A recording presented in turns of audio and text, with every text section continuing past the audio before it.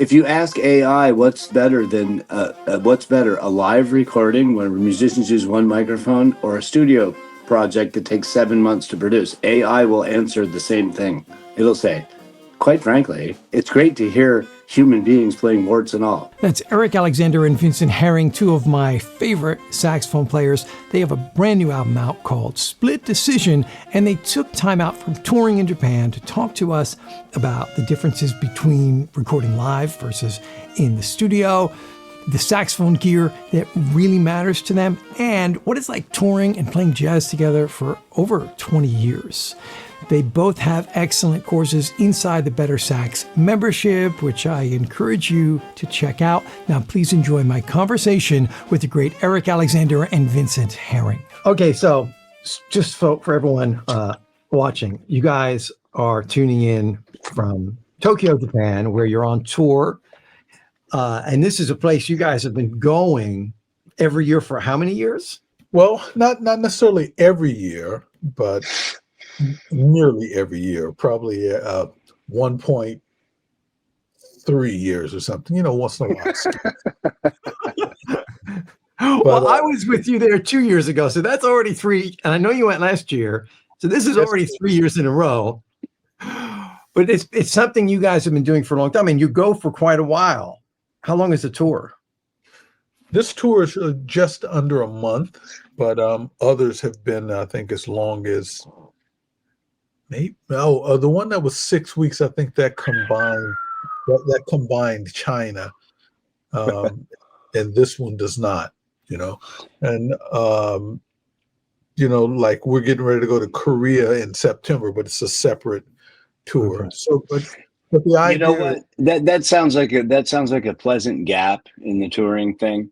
But when one really pauses and wants to opine about the devastating physically destructive components of jet lag and the mental destructiveness, it might be worse because we got to go home, we got to recover for 2 weeks, play at Smoke, and then go out and re-enter Asia.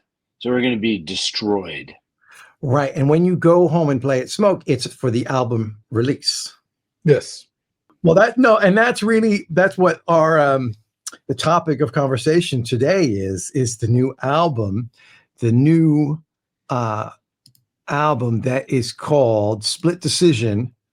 Eric Alexander, Vincent Herring on Smoke Records. So Do you know what the Split Decision was? No. It's a draw. In boxing. I thought you were referring to a particular Not split personality. No, split decision. They keep coming up with these titles to try to be provocative, and God bless. The first one was The Battle. Oh my God. Then the next one was Friendly Fire, like somebody died in a comrade's hail of bullets. And this one's called Split Decision, but they don't say who wins. So you guess what the split decision is, all you people? It's a draw. And go ahead and pick your favorite and buy a ticket. That's it.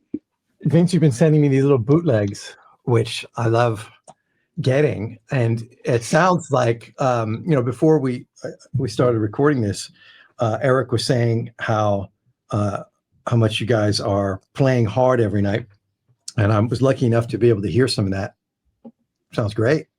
You know what, Jay? It's more than playing hard though, because it's also about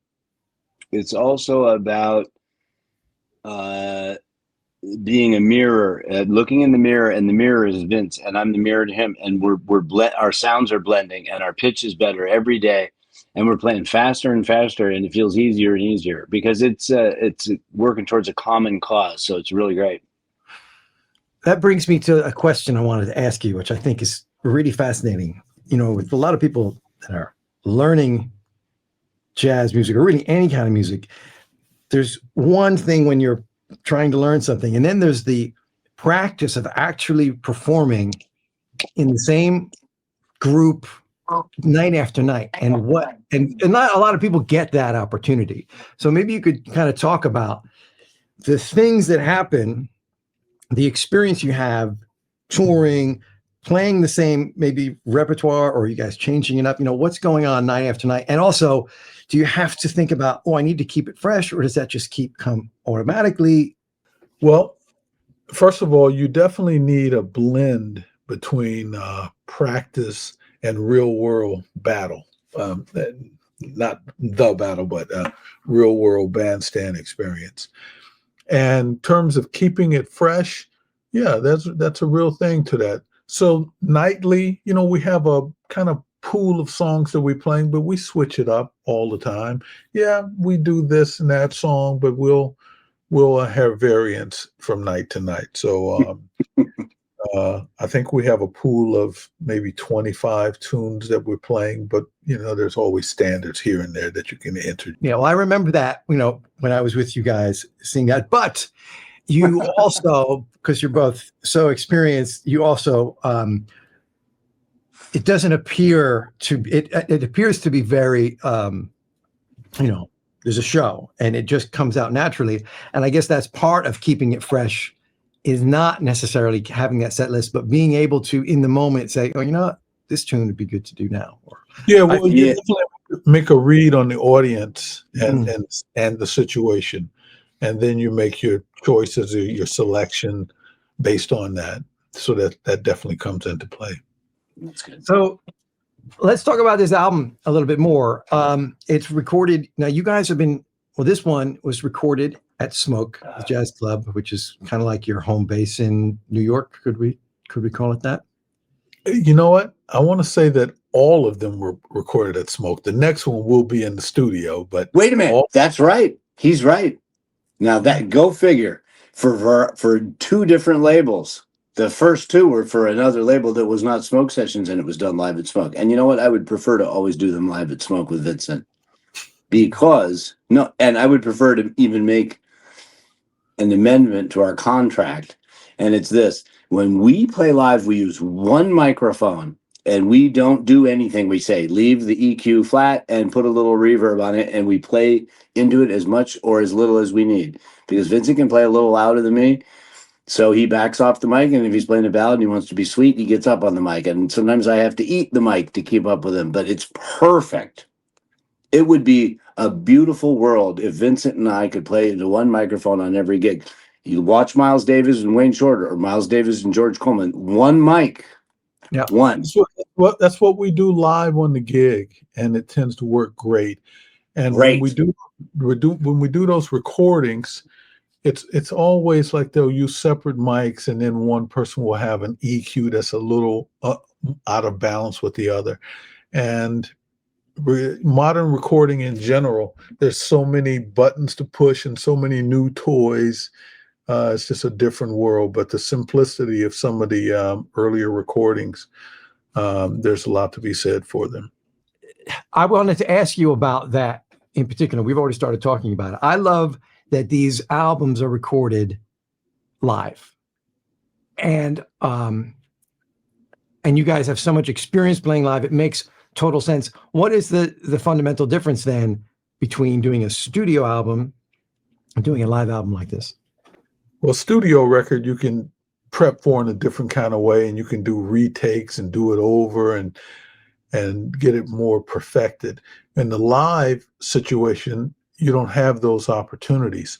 Basically, there is no stopping the tape and redoing that track. It's like, it's live, it's raw, it's real. It's not processed. It's just you get, it's revealed in this rawest form.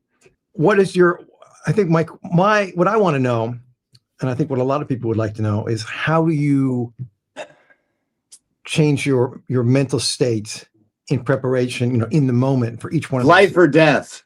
It's life or death when it's live.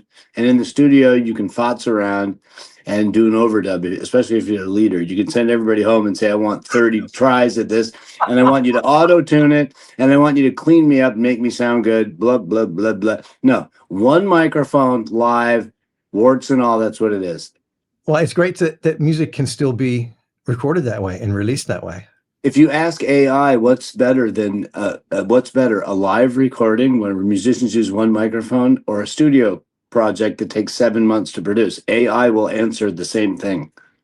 It'll say, quite frankly, it's great to hear human beings playing warts and all. Even a robot can answer that one. It's one of these things that I've been thinking about uh, is, and a lot of people have been thinking about, especially in other genres of music, which is AI, AI created music. Now, there's been this whole controversy. I don't know if you followed that, about this band that was completely AI generated, and they released albums on Spotify, whoever Sounds good. did it, and they're getting millions of streams. So someone is earning, not insignificant money. This band, was rising up the charts, completely AI generated. I believe it. I want to say I can't believe it, but what I should say is I totally believe it. It's nauseating. Yeah, and the thing is, if you listen to it, it's like pop rock sort of music, and it's the sort of thing that the average person is not going to be able to tell whether it's AI or real people, because they're not trained musicians, and even trained musicians could be fooled by it, because it is. I couldn't tell. I probably could not tell. I'd say that sounds pretty darn good. Now I've been trying to follow along and see when see where AI has been with creating jazz. And the other day I was taking a flight, and I listened to a few AI tracks that have been uploaded to YouTube. And I was a little bit disappointed in a way that I mean, there's Wait, Jay, were you disappointed because it sounded bad? You should be glad. You should be happy. If you were disappointed because it sounded really damn good and you couldn't even tell if it was John Coltrane or not, then we all got to run. No, we're not at John Coltrane level. The problem with it is it's too perfect already. So it's total. There's no. If you want it to sound human, there has to be some human element in it. There has to be some imperfections. It's still not able to mimic the sound of a saxophone properly, but notes like piano and guitar and bass and drums, it can get a lot closer. I wouldn't be so confident in musicians, being safe from the rise of AI. And the reason I say that, a couple things. One is the people listening to the music and the purpose of listening to the music. It becomes like unimportant for real musicians to be creating music, not jazz, but I'm talking about like pop music and stuff. That's right. It's like, how often is music background? A background track in your life. That's right. And when you hear these AI tracks and you're not thinking about it, it's like, man, is that Earth, Wind and Fire? And you're like, no, it's not. But well, wait a minute. What did we hear on the subway the other day? We heard a little tink-tonk, tinky-tinky jingle on the subway when the doors were opening and closing, and both Vincent and I were saying, that's some badass shit. It's just yeah. So it's evolving, and we're at the infant stage. I don't know how good it's going to get. It's evolving. So right now, the characteristics of saxophone players is special, and they're not getting that at the moment for us who are saxophone players. But for who the average person is, who's not a musician, and they hear this thing, it sounds like a saxophone to me, they might not hear it. And then over the years, it's going to get better. Of course it will. You know what, though? Vince, I sent you that link today. Ray Charles making some quotes at the end of his life. One thing he says at the end of the interview, I don't know if you got to the end, he says, music is not for self-aggrandizement and publicity promotion in the public eye. It's not to be pleasant necessarily, particularly jazz music. It should be the kind of thing that you are proud of doing by yourself in your room when you're alone, not to get the applause and approval from other people. Because if you're doing that, you're not a soulful musician. If you're in touch with yourself and you play this way or you sing this way in the shower, that's who you are. That's what you should do. Otherwise, you're not a musician.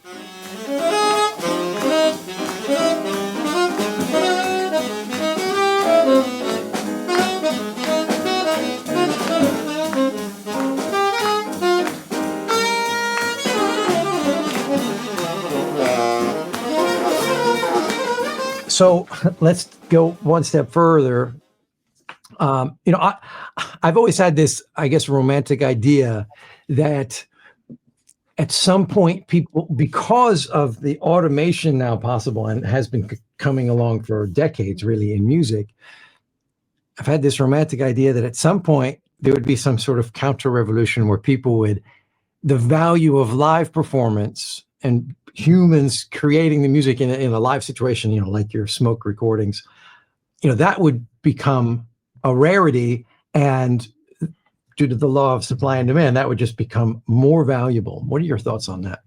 I'll answer real quick. Well, I know you're leading us and pushing us in this direction, and maybe we should stop talking about AI, but this is precisely the reason that a boxing match or UFC World Championship heavyweight fight will generate more money than a computer generated game, because at the end of the day, human beings are going to get their rocks off watching real people do real things. Now, we don't know where that's going to come in, but and we don't know how much it will generate, but it will never disappear. It can't, because the visceral, emotional, full of humanity interaction with watching human beings is always going to have some place in humanity, because by our very nature, we are humans, we are social animals, we need reality.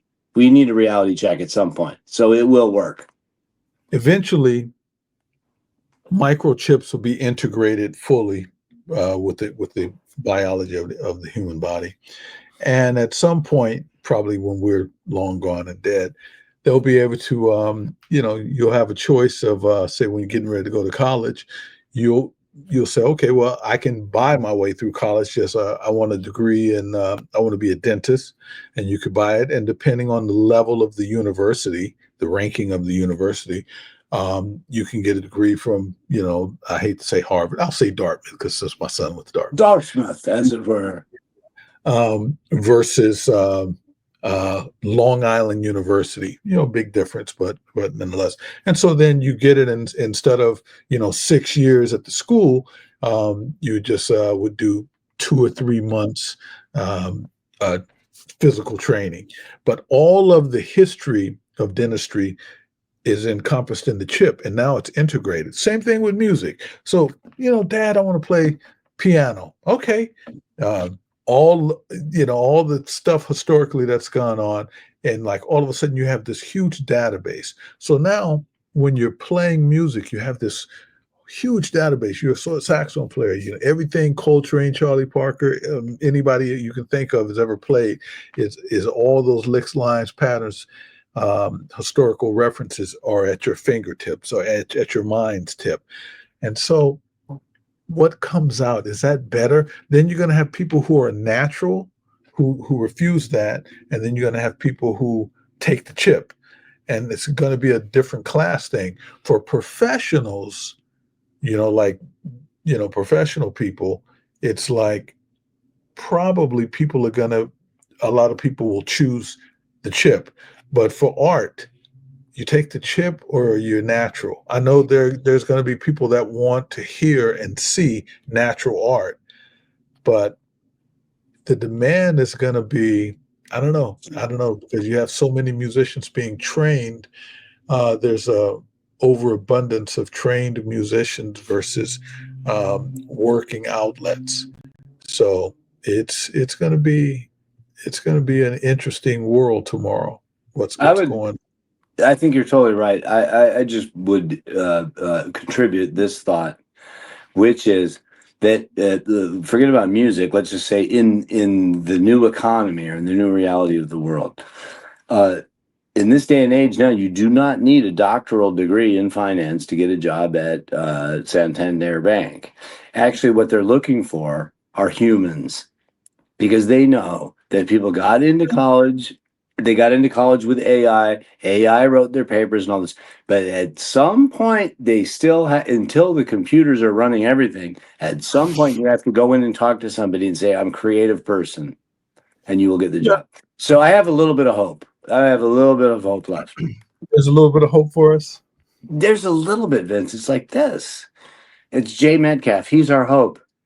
I have hope. And honestly, and I think a lot of people watching this would agree, like what you guys are doing, you're touring, you're playing real jazz music, which is, I think is significant. The style of music and the whole history of that music is very significant in today's world. That should give hope. And every night you have audiences and, just your willingness to do it, because it's not easy. There's a lot of sacrifice. It comes into doing what you guys are doing. People will eat what they are fed, but when they get the real deal, they like it. The kind of music that Vincent and I play is not necessarily what the powers that be are promoting in the print media or this, that, or the other thing. But I guarantee you that if anybody who doesn't have a hole in their soul, you'd have to have a hole in your soul to come in to Smoke and hear us play and say, that sucked. If you say that sucks, then we don't even want to know you anyway. You're not part of our buying public, because you can feel it. Because we know the music we're playing is visceral.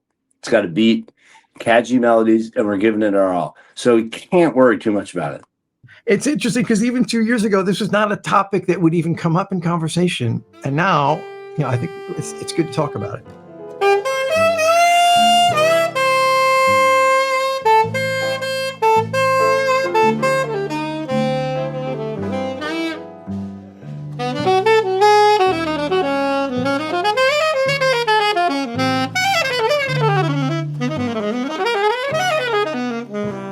This album, the Split Decision, so it's 20 years apart from the original one that was called The Battle.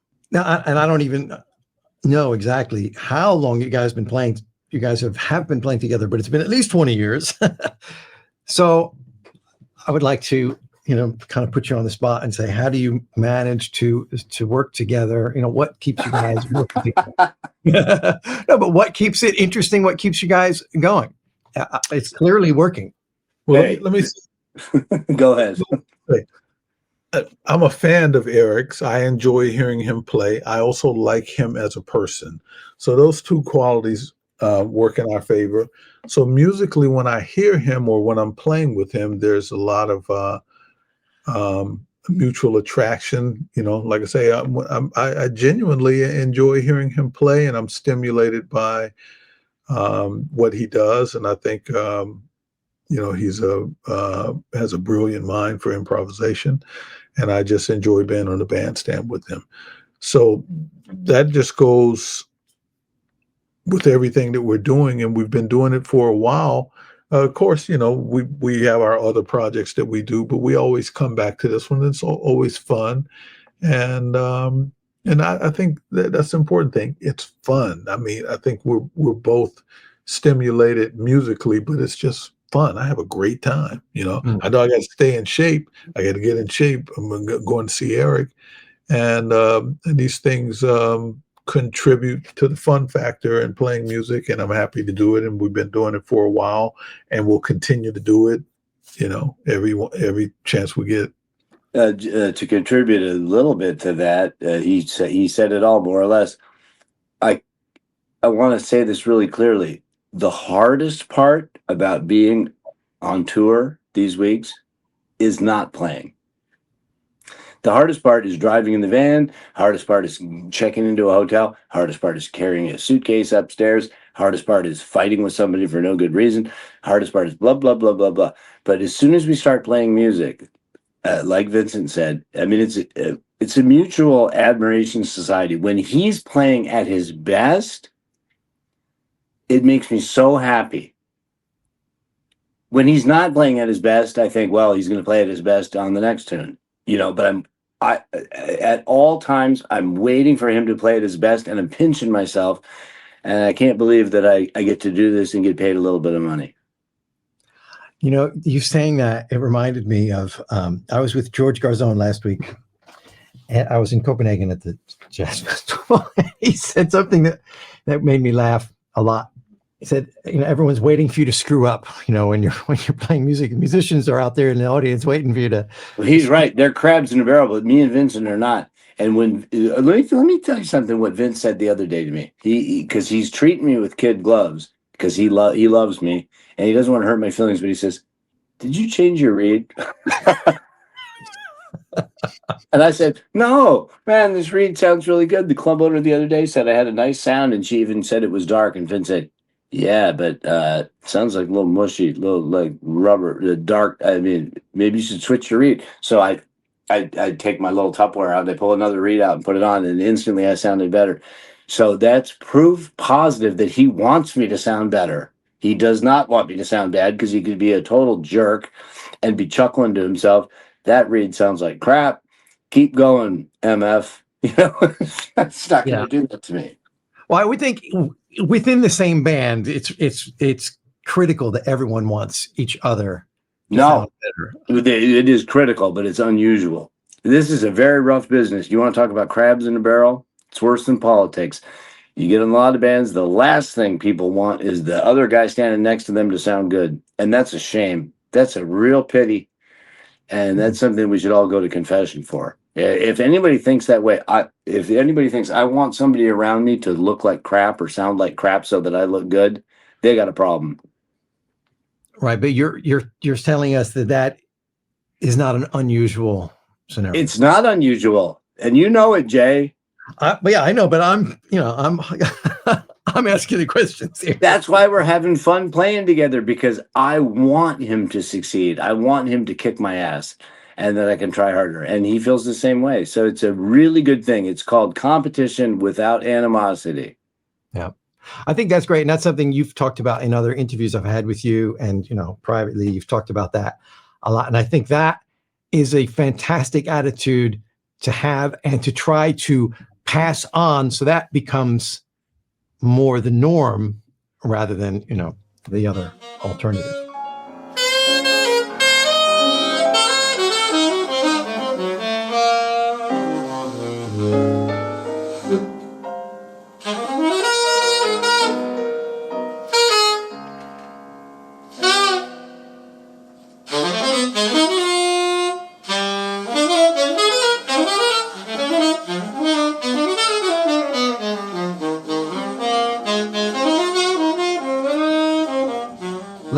Let's have another question here about the album.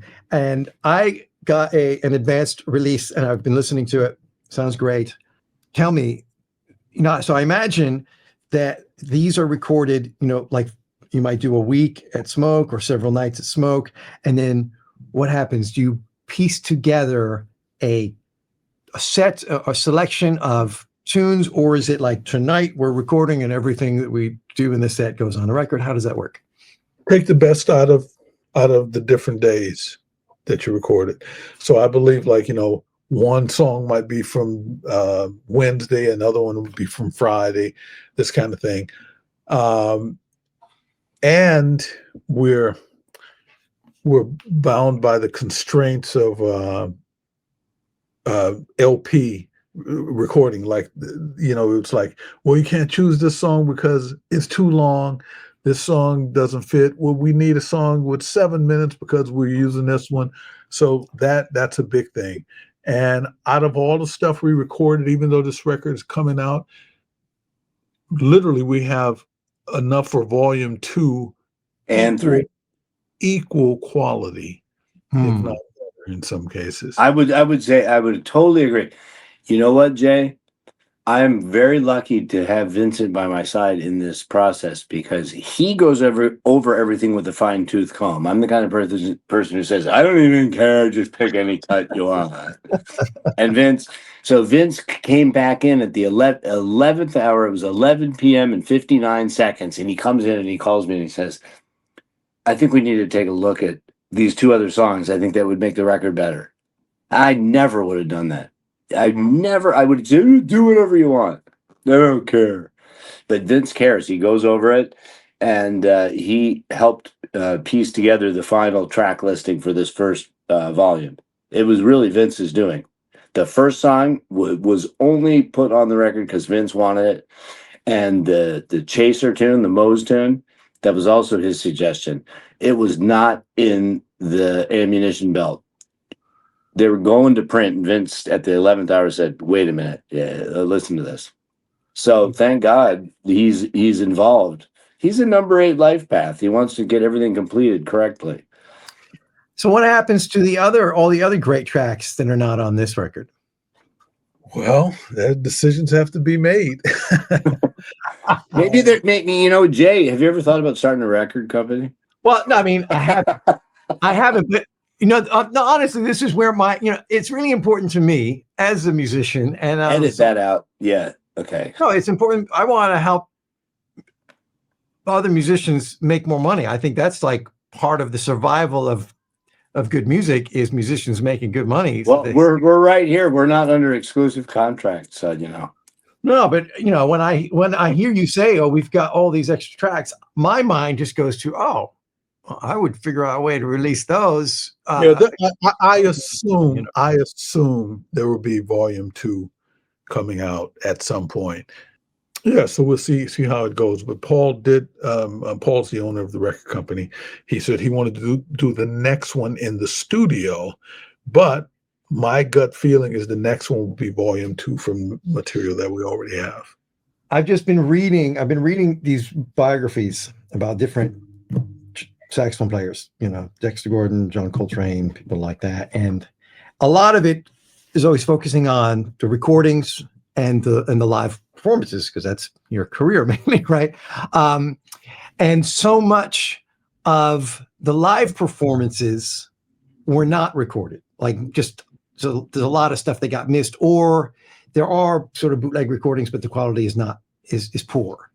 So we're missing so much of the story when it comes to listening to jazz. We're hearing mainly, and I'm talking about, the general public are hearing mainly what happened in the studio, which is a completely different mindset and a completely different thing, and not what was happening night after night after night in a completely different context without the constraints of, we need to make something that's going to sell a lot of records, and all that. When people were really experimenting, when looking for the next thing, and taking risks.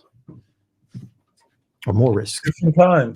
Different times, and music meant a different thing in the community. It's now we're in a time period where, while jazz is pretty young, 100, just a little over 100 years old, the priority of the music is different.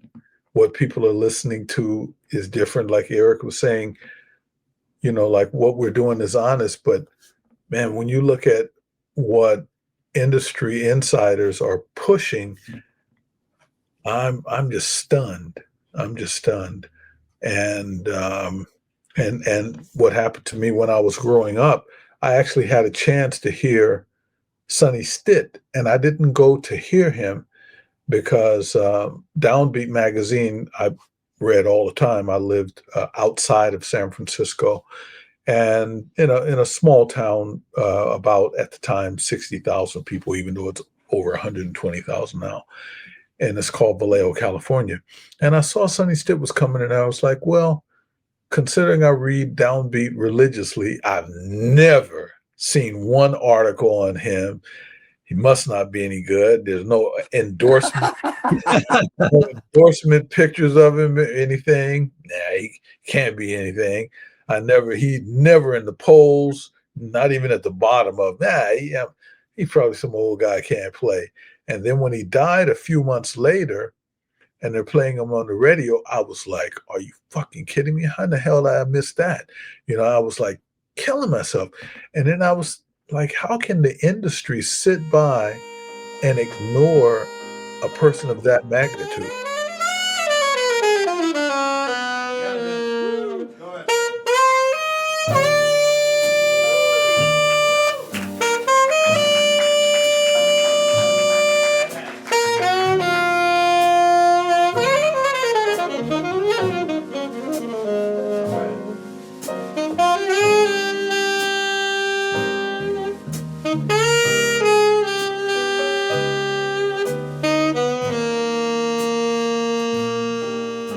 And what's fascinating about playing music is that you can practice and work on it your whole life and still always come up with new things to work on and new discoveries.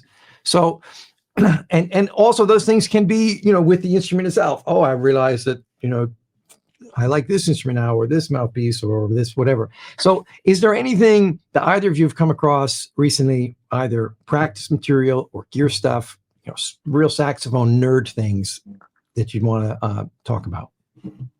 First of all, I'm really, really loving my saxophone at the moment. And it's like, because I don't play a Selmer, I play a Yamaha. And, I do own a Selmer Mark VI 59 or 58,000. And when you switch over, it's like, and you have a bad read, something not working, you're like, man, I should be playing my Mark VI. But now I like my horn so much better than the Mark VI. And there was a time where I was like, well, I like this, but I'd like this quality about the Mark VI, but I'm not there anymore. Now I'm really in tune with my horn and I really enjoy it. And so that's a revelation for me, How long have you been playing that particular horn? That's a good question. I played Yanagisawa for a number of years and really enjoyed them. They're great, great saxophones. And I stopped playing those, I don't know, maybe 212-ish. That number comes to mind. I could be wrong. And for a few years, I just played Selmer Mark VI, vintage horn. And then I got a call from Yamaha out of the clear blue to ask me if I would be interested in playing Yamaha. I want to say that was 2017. And I wasn't interested in playing those horns, even though I will tell you the last time I saw Phil Woods was in his living room, and he was playing the piano, I was playing saxophone, and he said, you should be playing a Yamaha. I said, well, Phil, I kind of dig I'm playing a Mark VI at the time. I said, I kind of dig my horn. He says, Selmer was it in the 50s and 60s. He says, but Yamaha is it right now. And I was like, well, that's debatable. There are a lot of good horns that are out there. And he said that, is that because he was a spokesman for Yamaha? I don't know. But, it's something that I want to say that did not influence me, but I did consider at least testing them. And so, I've finally gotten to that point where I really enjoy them. What's interesting is Cannonball Adderley played a King Super 20, almost his entire life. And yes, he did own a Selmer Mark VI because I kept giving them to him, trying to get him to switch over. And we all love Cannonball sound. Cannonball played the King, but everybody loves that sound. They play something else, So I mean, it's what's more centric to the sound is really the mouthpiece reed combination, in my opinion, because I've played all kind of stuff that I really enjoyed. But there's only a few people making horns now, and I will say that some of the inexpensive copies of horns are pretty damn good. They're not bad. They're pretty good. And there's only really, I think, Yamaha, Yanagisawa, Selmer. I believe those are the only saxophone makers. Then after that, everyone's going to Taiwan, having horns made and then tweaking them. And that's pretty much the saxophone universe. And those horns that are made in Taiwan and tweaked, some of them are pretty damn good. They're getting better and better. But because I have a direct line with Yamaha, I've been able to try all kinds of weird stuff and get them to try to make things, and so that's been good. But mouthpiece and reed combination is really the core of the sound. Eric, have you had any epiphanies gear wise or practice wise lately?